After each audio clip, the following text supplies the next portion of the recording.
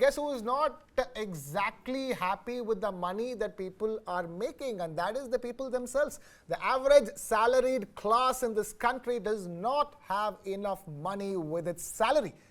And how do we know this? We know this because if you have a salary, you will get a loan. That's the deduction we could make because of the growth of personal loans in this country, Kartik. I mean, anybody who's salaried seems to be taking a personal loan these days. A, that. B, I think it is easier for a salaried person to get access to a loan.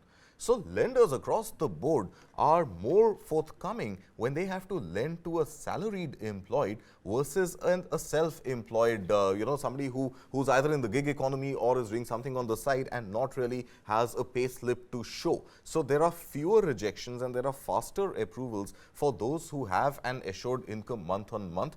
The same guys who are buying the cars that we were talking about earlier, right? So apparently, Kartik, we are in a country where people take personal loans to buy iPhones. So, So, yeah, I think so credit rating plays a very, very critical part in helping lenders decide who to lend to and who not to lend to. And on an average, salaried employees have a far greater credit rating than those who are self-employed, and some of those numbers are quite staggering. So 29% of salaried individuals have got up to 5 credit accounts. Compare this to about 23 of non-salaried.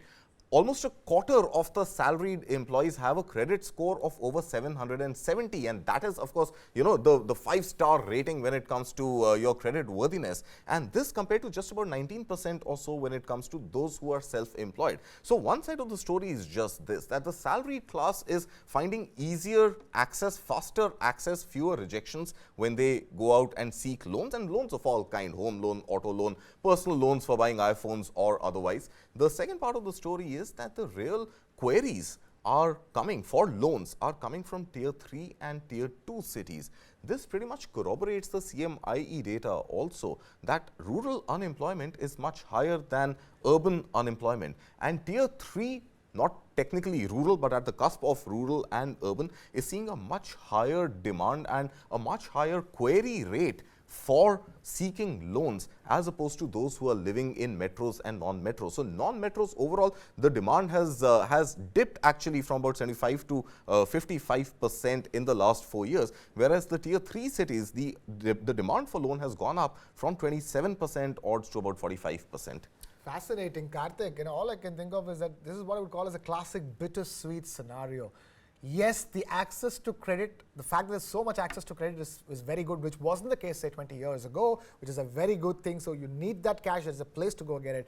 But what is bitter over here is the fact that, the levels of unemployment, the levels of salaries are low enough for people to continuously keep borrowing. And the fact that tier 2, tier 3 cities are coming in, that's where India believes that you should never, aaj nakad kal udhar. You don't want credit. You're not supposed to take credit. It's a traditional Indian mindset of you spending your own money. So, Krishna, I think, I have a slightly different take on that. And while I agree, there is perhaps some reading within that data to suggest that there isn't enough money in the hands of the employed salaried class as well as perhaps the self-employed, and hence they need to take a loan. But I think if you're taking a loan to build a house, if you're taking a loan for any sort of capital investment, it's good. We've seen that overall savings have also dipped over the last many years. India right now has very few savings as compared to 10 years ago, 20 years ago, as you spoke about. But the fact that you're taking a loan and you're building an asset, and that asset is going to appreciate, is overall better for you and is overall better for the economy because there is more economic momentum.